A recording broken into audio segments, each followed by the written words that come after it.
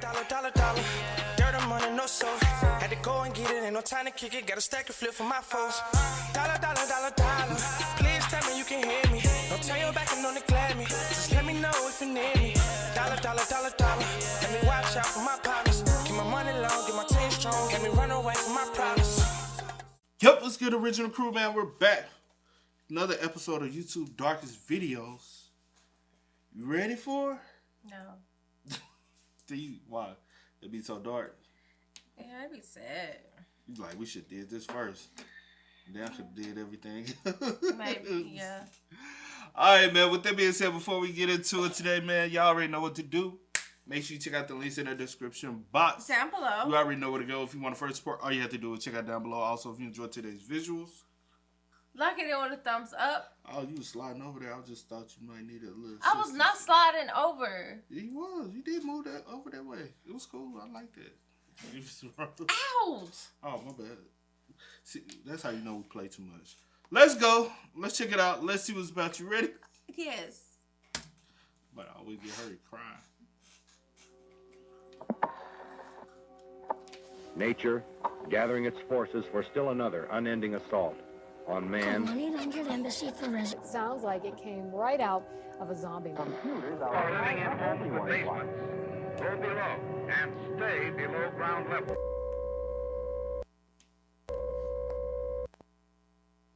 Tornado warning.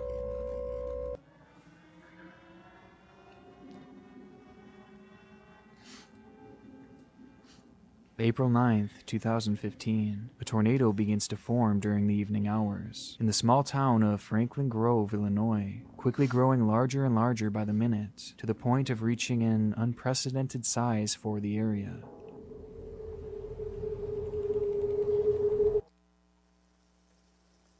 Miles away in the town of Fairdale, 67-year-old Geraldine Schultz spotted the vortex forming in the distance. Worried, she called her husband Clem into the kitchen, where the two would stand watching the tornado out their window. For the couple, tornadoes were nothing new, and Clem was quickly able to determine that the storm would likely miss them to the east. But just to be safe, he went upstairs to grab some lanterns, in the likely event of a power outage. Upon doing so, Clem... Let me ask you a question. How you doing like tornado warnings and tornado watch? Have you ever been outside doing it or looking outside? Or do y'all like get quiet, turn the lights off? Depends on whose house I'm in. Sit in the dark and just kind of wait it through. Yeah. I'm talking about even at your mama. I know you said your grandma on that. Grandma, baby, you gotta be, baby. Even in the storms, you turn baby. Turn if everything this is off. right, yeah, baby, turn everything off. Be still. But even like at your mama house, what y'all do? Same thing. Okay. And then if it like was really bad, like I'm saying, really bad, like a tornado, we go get in the bathtub. I think we did that like one time when I was younger. And I'm like, got in the bathtub. Other than that, I'd be like, let me just go to sleep. Where are we going? If something hit happen, I'd rather be asleep and I'd rather just sleep through it. I don't want to be alert. And then one of the places we had like the little walk-in pantry. Sometimes we'll go in there. My mom used to always like later. Y'all get up. It's getting bad out there. I'm like, why the fuck would you wake me up then? What you like? I would just if it's gonna be bad, then let me sleep and I just on the bed. Lanterns in the likely event of a power outage. Upon doing so, Clem would catch a glimpse of the tornado outside the bedroom window, having grown significantly closer. Its wind speeds were well over 200 miles an hour, and having been classified as an EF4, it was the largest twister the area had ever seen. In awe of its size, Clem began to record out the window, still certain that the storm was heading east.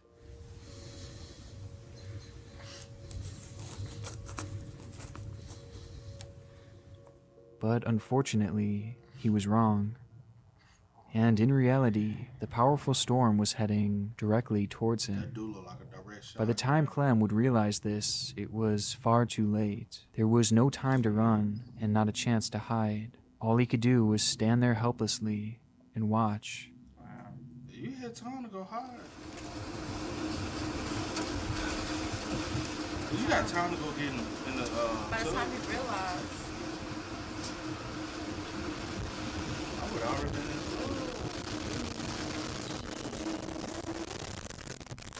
got too, huh?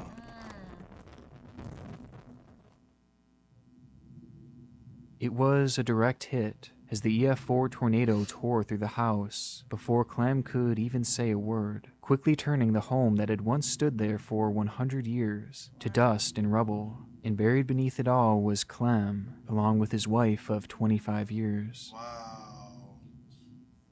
They both. They got fire rescue on the way, okay? Against all odds, Clem would somehow survive, pulling himself up from the field of debris. It was a storm that would go on to destroy numerous homes and take the lives of 2 people, one of whom was Clem's neighbor and good friend Jacqueline Closa, who lived in the house that Clem had filmed being destroyed just moments before it struck him, and the other being Geraldine, Clem's wife and best friend. Days following the disaster, a family member who had been searching the area for anything salvageable would stumble across Clem's phone, which miraculously was still working. And on it would be the now infamous video that showed the point of view of a man being struck head-on by a tornado and somehow surviving. The imagery, the sounds, and the context make this clip one of the most shocking I have ever seen, as well as one of the darkest across all of YouTube. The tornado has passed. Capricious, swift, savage. A new high-tech way to find out who's at the door. With a video doorbell, you'll never miss a visitor. In the past few years, the world has seen a boom in the use of doorbell cameras, mainly because of instances like this. Oh, they got a camera. Capturing and exposing criminals in the act, from the most petty of thieves all the way to attempted murderers and kidnappers. Due to their knack for capturing disturbing encounters, the videos that have emerged from these devices have practically carved out their own genre here on YouTube, to the point that many, including myself, have almost become desensitized to them. But recently, a video began making the rounds, showing the events that transpired at a Las Vegas home on the evening of July 21st, 2021, and it proved to be one of the most chilling I have ever seen. It happened around 8 p.m., where a young lady had been working in her kitchen, waiting for her husband to return home from work. It was another 100-degree day in Vegas, and likely in an attempt to cool down, she would open her window to let the evening breeze in. Unbeknownst to her, this harmless decision would lead to a terrifying series of events. Outside of the home, a man had been wandering the suburban streets aimlessly, roaming throughout the neighborhood before stopping in his tracks. In front of him was the open window and a clear view of the woman inside. It was a chance sighting that would lead to the man approaching the house and ringing the doorbell, where the camera would begin to record. Are you sure? I just rang your doorbell because I have a couple questions for you.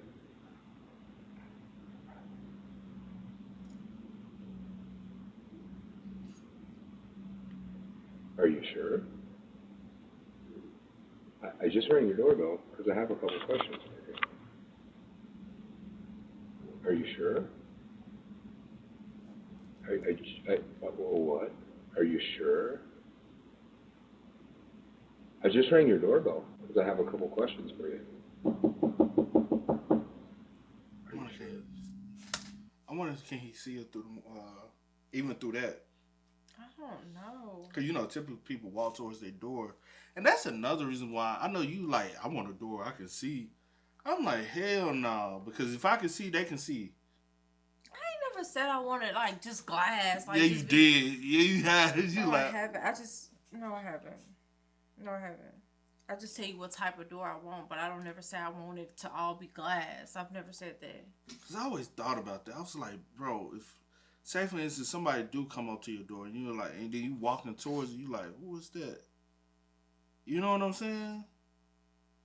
They can see you the same way you can see them.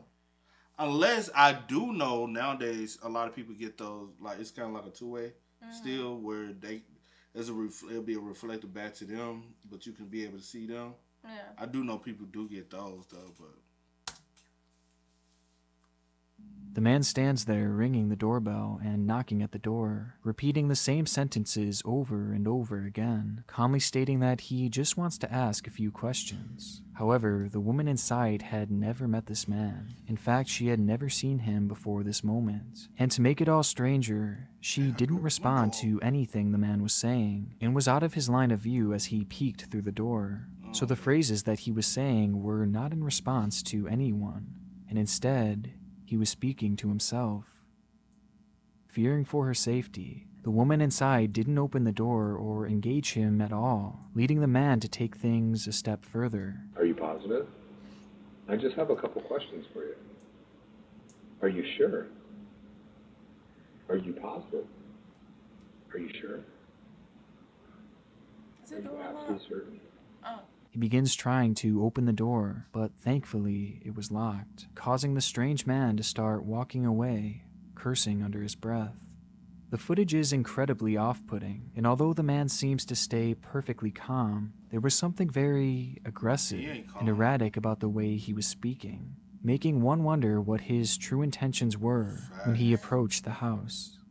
As the man begins to walk away, the woman's husband, still at work, would chime in through the doorbell after noticing the situation begin to unfold, which in turn would lead to the man revealing why he was ringing the doorbell.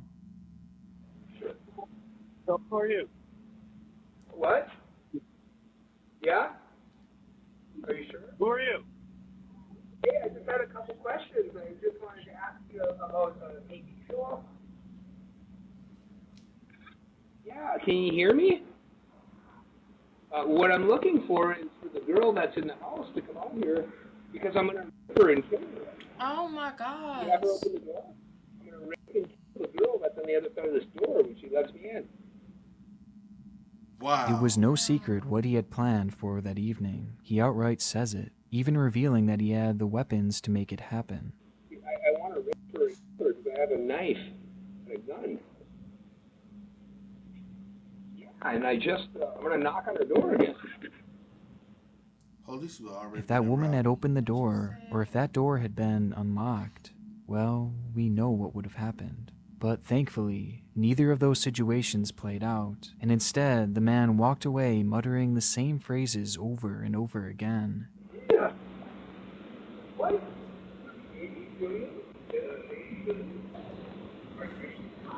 Even staring at the house for a few moments before finally disappearing into the night. Police were called to the area moments later, but the man was nowhere to be found. As quickly as he had entered this couple's life, he was now gone, leaving them with the reality that at any moment, he could return.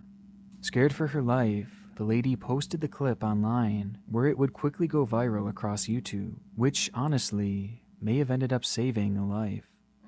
The following day, a viewer of the video would recognize the same man walking in another residential area, in one that was not too far away from the house where the encounter took place. And after the police were called, the man would be quickly arrested before he could play out his disturbing fantasy. When confronted and asked for his name, the man would simply state that he was the Holy Spirit, and said nothing more. Though his real name was revealed to be Christopher Sums, a man who had passed charges of stealing, assaulting, and intimidating a witness, with his mugshot being nothing short of completely haunting. But what I found most surprising was the fact that he didn't always look like this. In fact, just a few years ago, he looked completely normal, and according to his LinkedIn, he had a fairly impressive work history and what seemed to be a good life, until for whatever reason, things spiraled in the wrong direction. Wow.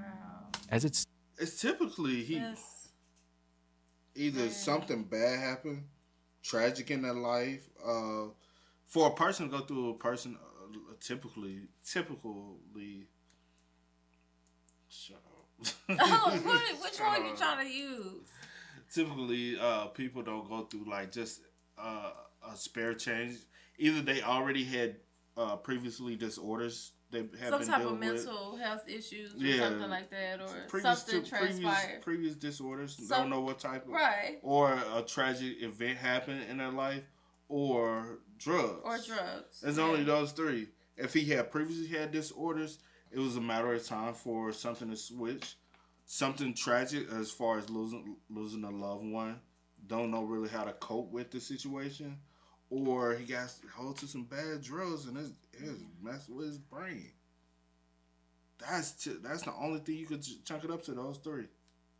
Because I don't want to assume either or. Yeah. But I'm going to just hold it to being one of those three. Until, for whatever reason, things spiraled in the wrong direction. As it stands, Christopher is being evaluated to see if he is mentally fit to stand trial, as many believe that he likely suffers from some kind of psychological condition, hence the repeating phrases and the strange behavior. Though his blatant and rapid change in appearance might also point to heavy drug use or even a combination of both. But regardless of what was behind his behavior that day, the situation and the subsequent video is haunting and could have been so much worse had that door been opened. Are you sure? I feel like everyone's out to get me. Hello, this is Tababa McConnell.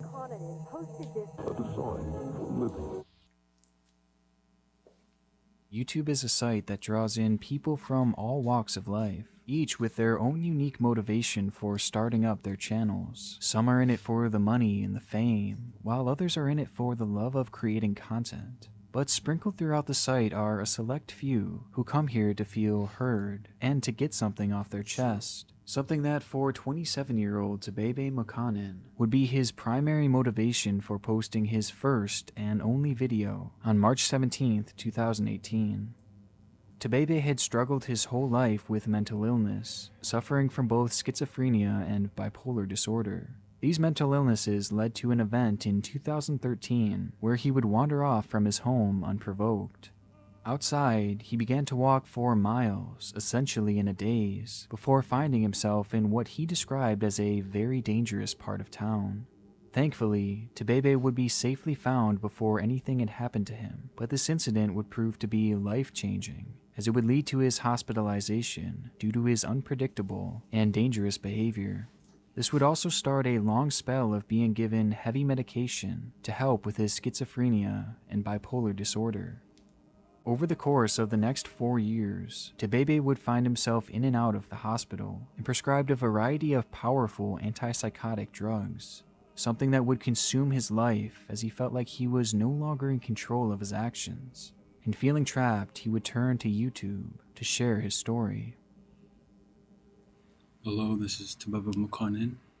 I'm talking and putting this video because I wanted to bring awareness to a situation that I'm dealing with that's very painful. I was hospitalized June 25th, 2013. I went there to supposedly get an IV. I ended up being forced to take medication. And it was pure hell. They gave me Haldol, Risperidol, and they were forcing antipsychotics down my throat. It was absolute torture and hell.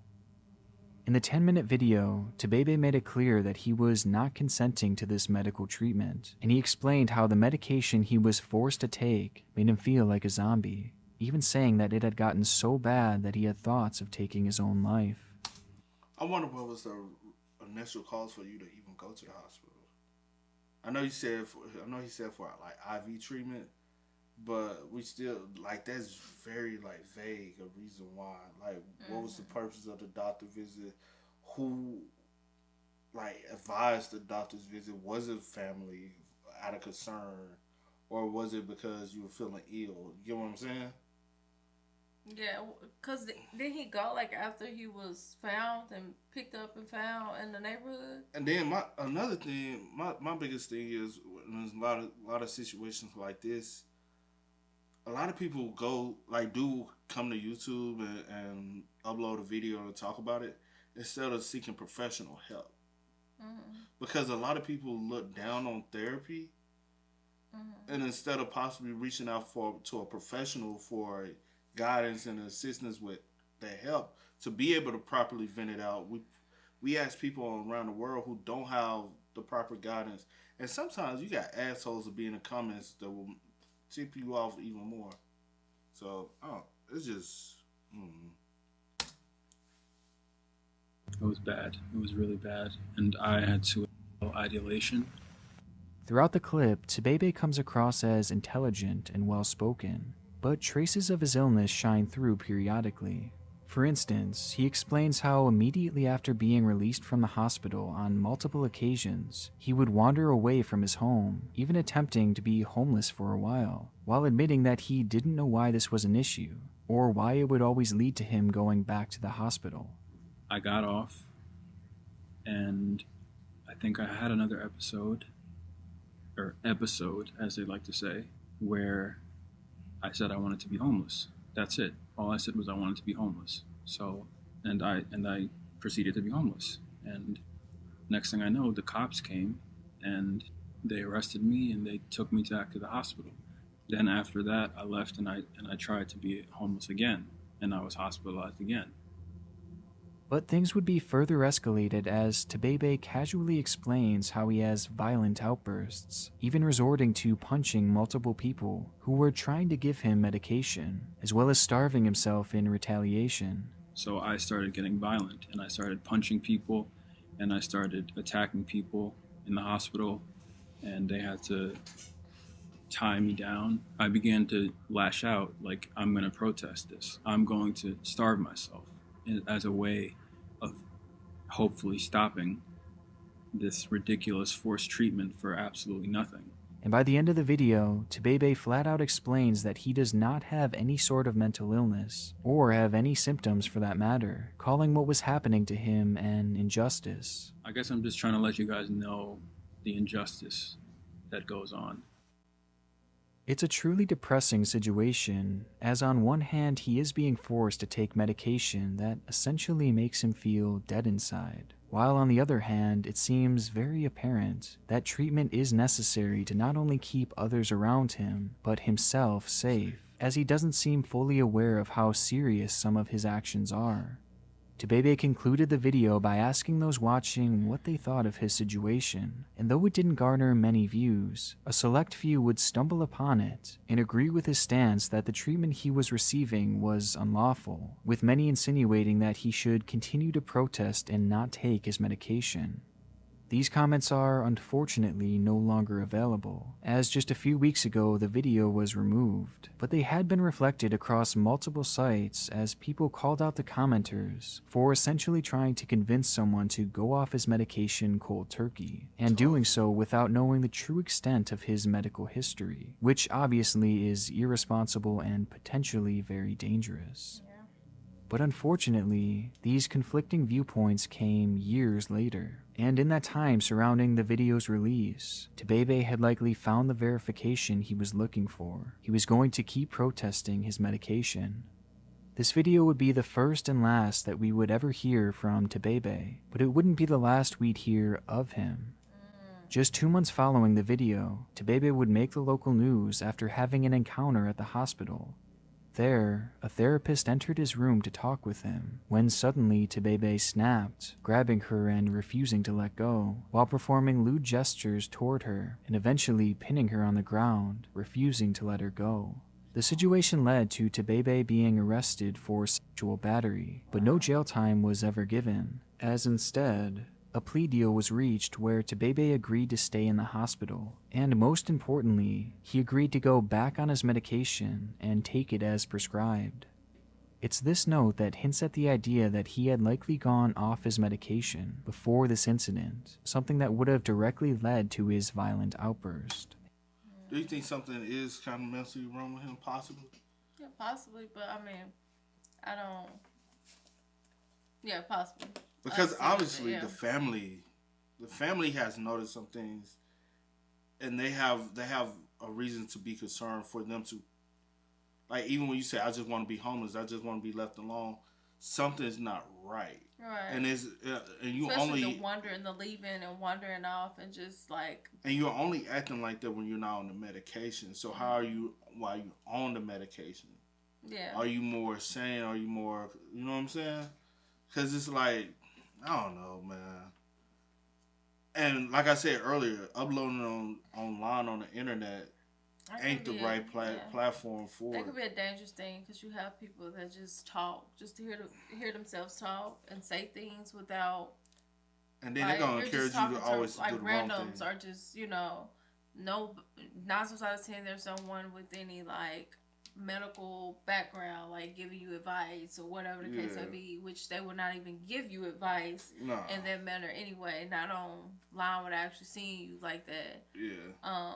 Or to be vague advice or whatever, or still tell you to seek some type of medical, you know, so. Or professional help. Professional, yeah. So. The event's proximity to the video that he had just posted, and the comments supporting his desire to stop taking his medication, it's not hard to theorize that Tebebe may have cut off his meds due to the advice of his comment section, or at the very least was further convinced that it was the right thing to do. Regardless, it seemed clear that the inconsistencies with his medication had caused him to lose control, and this wouldn't be the last time. In the summer of 2019, Tebebe was staying at an Embassy Suites hotel with his mother's Alem Abje, who had been caring for him around the clock. He had been moved there from the hospital as part of his treatment plan, as it kept him close by and easy to monitor regularly, but it also made him free of being cooped up in a hospital room, which clearly he didn't enjoy. The change of scenery was likely supposed to calm Tebebe and his growing anger issues, but unfortunately, his violent outbursts did not stop there. On August 20th at 1:30 a.m., Tebebe would get into an altercation with his mother in their hotel room. It's not clear what had started the arguments, but things would quickly turn physical, as Tebebe started to shove his mother, pushing her so hard that it would knock her out of the room, and then onto their balcony. Their room was on one of the top floors of the hotel, and it overlooked the lobby down below, and in one more violent outburst, Tebebe would give one final push, this time knocking her all the way over the railing, causing her to plummet to the ground below. She did not survive the impact. Tebebe Mokanen was arrested at the scene and held at a holding center where he remains to this day awaiting his trial, though his crime is clear and it's likely he will spend the rest of his life either behind bars or in some kind of institution.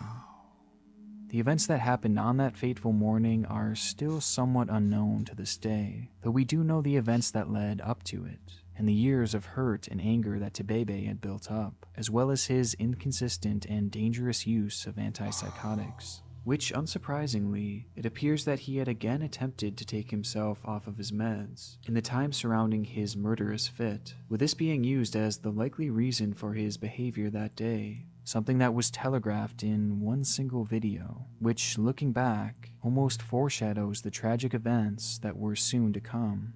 Events that may have been further spurred on by the viewers watching him. On the real, even if you, even if he stayed off his medication, something more tragic was going to end up happening. Possibly. You said what? No. Right out of a zombie movie. Our next video takes us across the world to the Philippines in mid-July 2014. The story begins on a tragic note as a family says their goodbyes to their 3-year-old daughter.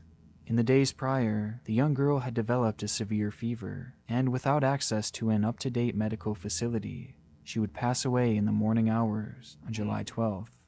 With no pulse and no heartbeat, the little girl was pronounced dead and taken home to prepare for the funeral, which would be held the next day. It was obviously a somber event, as the girl was placed in her casket and the lid was shut. Family members and loved ones gathered around to celebrate the short life of a child who deserved so much more, and watch as she was placed into the ground, which would be her final resting place. But before that would happen, one of the neighbors had been in charge of arranging the young girl's body before burial. Though something strange happened when he went to do so. Inside the coffin, the young girl's head began to move. It was a slight twitch, but in a panic, the neighbor checked for a pulse only to discover that her heart was still beating and the young girl was breathing. One of the family members begins to record as the sudden wave of realization hits that the child was actually alive.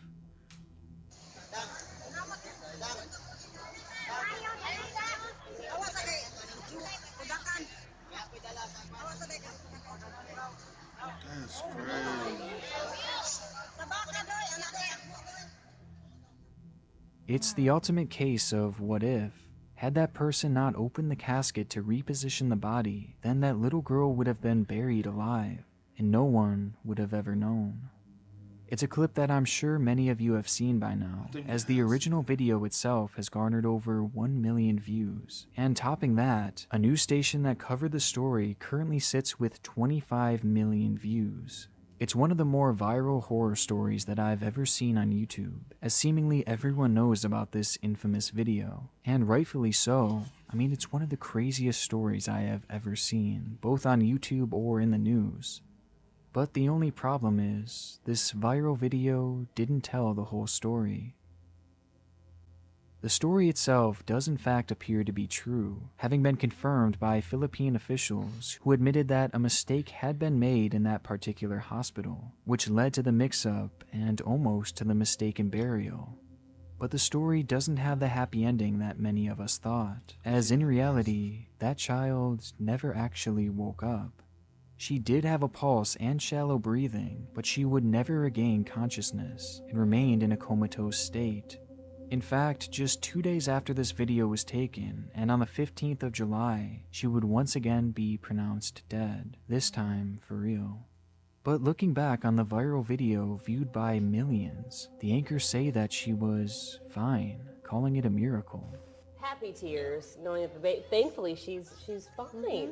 I'm glad they opened that casket to check, to move around. Now, it may be possible that they just didn't know this at the time, as based off of the way they're talking, it seems like their report would have came out the day or the day after the child was found alive.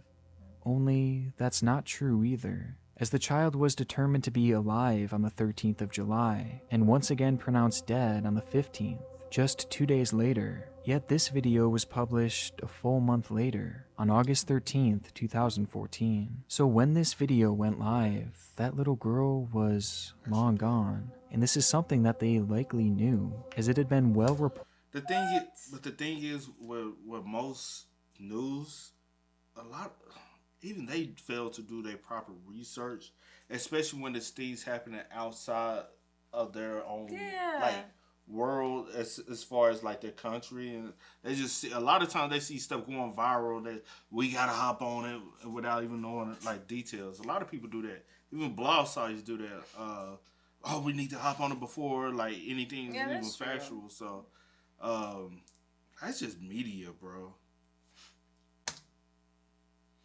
Was long gone, and this is something that they likely knew, as it had been well reported in other major news outlets on the day of her actual passing. I mean, nowadays, even the top Google result for this incident mentions her passing, and it came out on the very day it happened. So when this video went live, they had to have known it wasn't true. What started on its own as one of the darkest videos on the site has now become even more twisted as the true ending has been revealed. A miracle that turned out to be nothing more than a mirage, leading to even more heartbreak as the family was now forced to grieve and come to terms with this girl's passing twice. And it's made even worse by the news report that has essentially rewritten the story's ending. But looking at just the video and the story as is, of how everything unfolded, it's still truly horrifying that this little girl was almost buried alive, whether she was conscious or not. And it makes me wonder how many others have been in that dreadful situation, buried alive by mistake. The answer to that question is one that we'll quite literally never know, since it is sealed within the claustrophobic walls of a dark coffin, with no hope of escape. And that's the unknown. Back in the day, they used to put the little rope, you know what I'm saying, in the ground for a while, in case you are buried alive and they have an access point. So some people used to wake up and ring and in the grave, but by the time they are able to save you, you lose some amount of air and you die. But they did used to have a little rope and would tie to a bell, so if you wake up down there in the ground, you can, you know what I'm saying? That's crazy though. Just like, we can all be honest, just imagine the amount of people who have been pronounced dead, wasn't 100% dead, and then especially in America, because a lot of countries don't do the embalming. Just imagine how many been embalmed before they actually are dead. It's just we pronounce them dead, but they actually are alive. You know? Yeah. I think we talk about that a lot. Computers are coming your way. Divorce is often one of the more traumatic experiences that a young child can go through, as many are left in a state of confusion and distress at such a tumultuous time in their life. And for a young man named Daniel Bartlam, his childhood was sadly no different. Growing up in Nottinghamshire, England, Daniel's parents, Jackie and Adrian, would separate following the birth of Daniel's younger brother, with the situation leading to a split in the family, as the young boys would move to a new home with their mother. This brought Daniel to an unfamiliar town, as well as a brand new school, and to top it all off, Daniel's mother would soon find a new partner, further adding to the confusion that Daniel must have been feeling. All of these circumstances would lead Daniel to a declining mental state, as he began to isolate himself in his room, barely speaking to his family. Daniel's mother, Jackie, was well aware of the change in his behavior, and she soon thought of the perfect way to bring him out of this depression. So she saved up some money on the side until she eventually had enough to buy Daniel his very own iMac, a computer that he had been asking for years. At the time, Daniel had a vested interest in technology, even having his own YouTube channel dedicated to the topic. But this new computer meant an upgrade in quality and a future with limitless possibilities. Overjoyed, Daniel quickly began a new channel and dedicated his very first upload to his new device.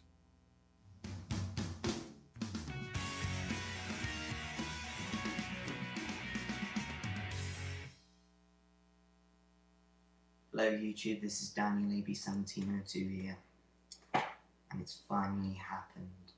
I now have an iMac, and I can now make bigger and better videos. The video is clearly nothing too special, as the quality is about what you would expect from a kid his age who was just starting out. And the following videos were much the same, with these uploads simply being compilations from a show he liked. It all may not have seemed like much, but this computer, along with this new channel, seemed to be the spark that he so badly needed, a new passion and a new outlook on life. But strangely, after just a few uploads, the account would go silent.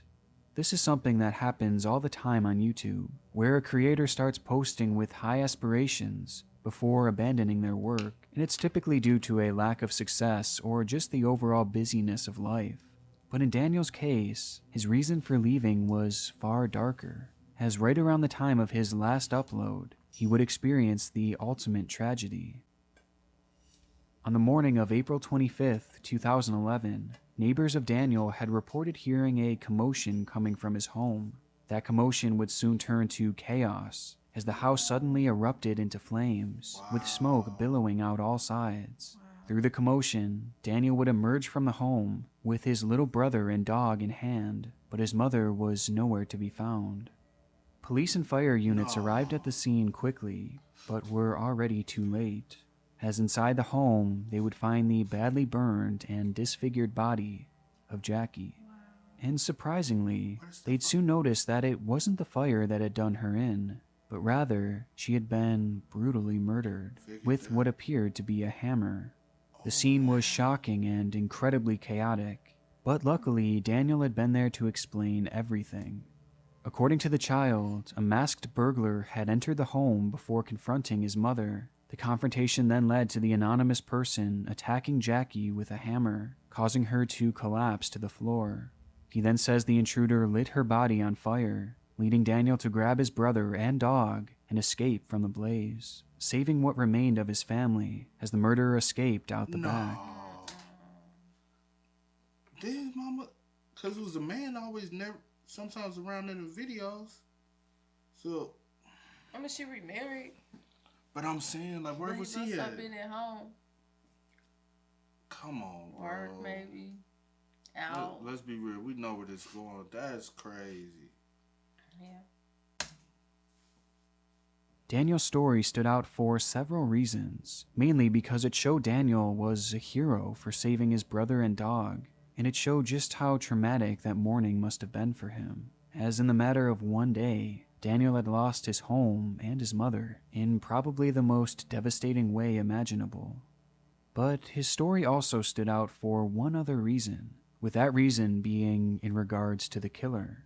As police began their investigation, they searched and searched for any clues left behind from this supposed masked intruder, but they found nothing. No fingerprints, no footprints, no anything. And looking for any semblance of a lead, they started to search through Daniel's room, where through the charred remains, they miraculously found his computer in perfect working order. Authorities would search the child's device when they stumbled upon something rather bizarre. It was a story that Daniel had typed months before in a Word document that was set as the scene of a soap opera that he had been writing. The story read, Daniel Bartlam, 1997 to 2047, the longest-serving male character to be on the show. The only place he couldn't get away with his deeds was with his mother, Jackie. So one evening, he made it look as though it was a break-in and murdered his mother with a hammer, and then set her and the family home alight, but helped his brother out to safety and got his neighbors to contact the police. The story ends with Daniel lying to the police and getting away with murder. Wow. It was a shocking revelation, as his mother had been killed with a hammer and set on fire through what Daniel had described as a break-in, just as his story was written. And to make it all stranger, further investigation would reveal that in the days prior to Jackie's death, Daniel had attempted to delete the document, though he had failed to fully remove it. And the findings went deeper, as he deleted it, but didn't know he possibly had to erase it from the trash. Like, what? The absolute fucking... Bruh. I'm so, like...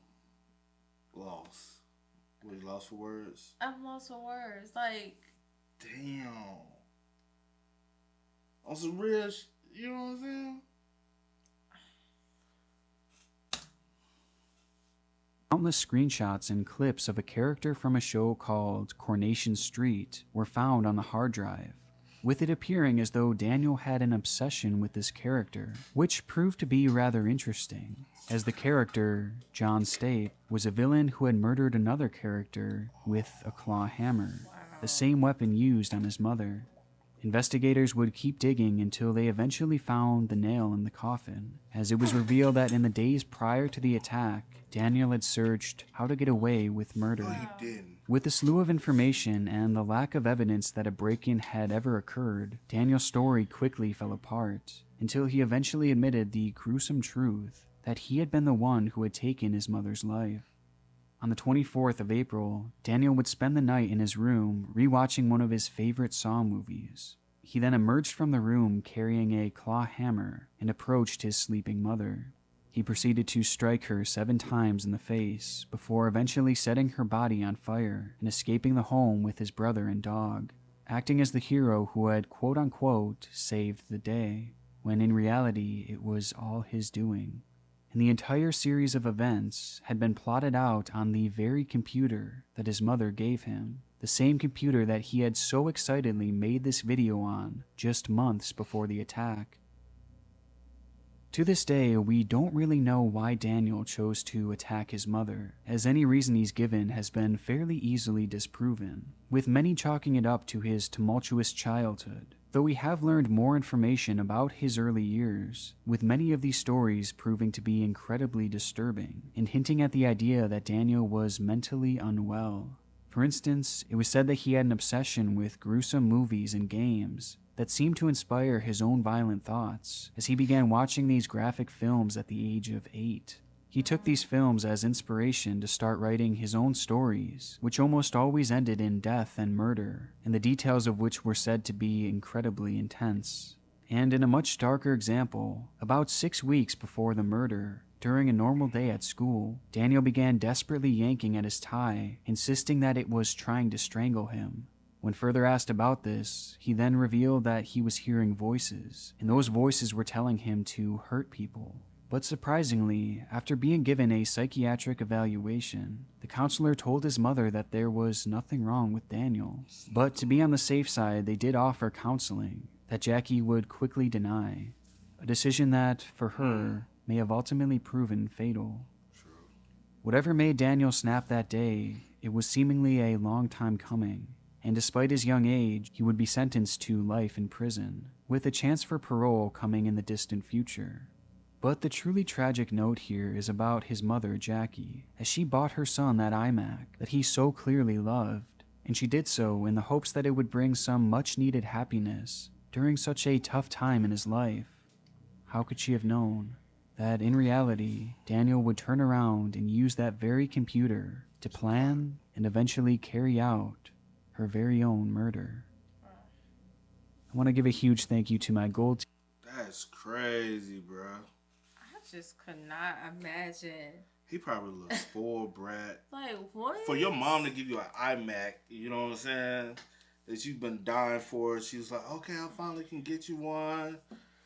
He sound like a little spoiled ass brat. Does he not, though? Does he not? Or am I tripping? I mean, if you want to say that, but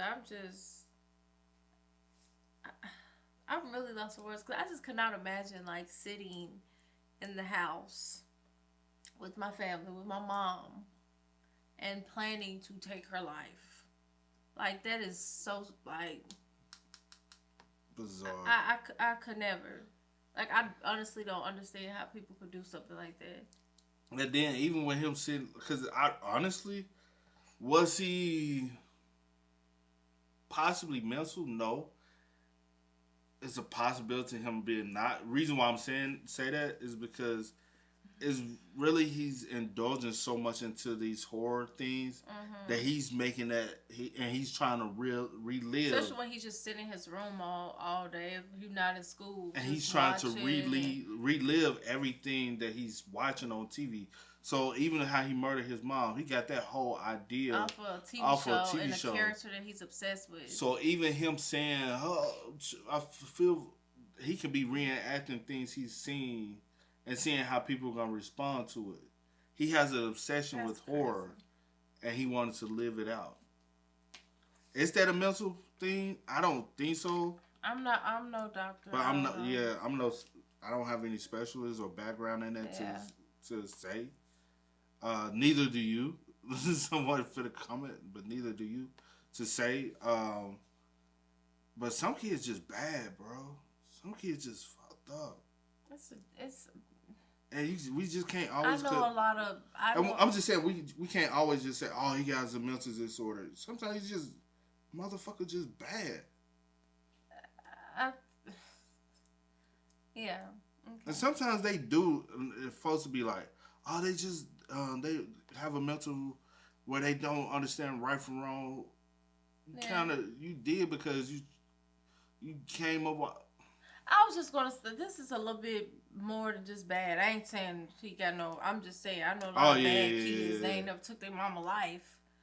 That's all I'm saying. But yeah, that's crazy. Could never. Nah. Would never. Nah, I don't. Nah. Could never. I never thought about it. Nah, couldn't never. imagine. Well, we always do. No. After you got the apple. That's different. I used to play my escape, my getaway. No, you used to always say, I'm gonna kill everybody. I did but it wasn't just targeting my mama though, even though she the one that inflicted the after you get an ass whooping and your siblings laughing or so. I told your ass not to do this. Half of the time. Shut the fuck up, I'm gonna kill all y'all. You know what I'm saying? Yeah, we weren't laughing at each other. Half the time, me and my brother was getting them together because we was getting in trouble. But you get what I mean, though. Yeah, I get what you mean. But yeah, I've had those thoughts, but not for real. That's different. I think we done all been like, I'm about to, or I used to be like, I'm about to hurt her. I'm gonna like take my. I did used to be like, I'm about to do something. Yeah. Yeah, I'm like, I'm gonna show her. But no, I definitely used to play in my getaways. Yeah. Y'all spend what's up in the comments, man. Let us know y'all thoughts about it. All these scenarios was. Well, not scenarios, situations were crazy. Yeah. For real. Incidents. But as always, y'all know how it go, man. I do go by the name DJ Kid. This is Sierra Nicole. We are. Kid and C. We are. Ain't no time to kick it. Got a stack of flip for my folks. Dollar. Please tell me you can hear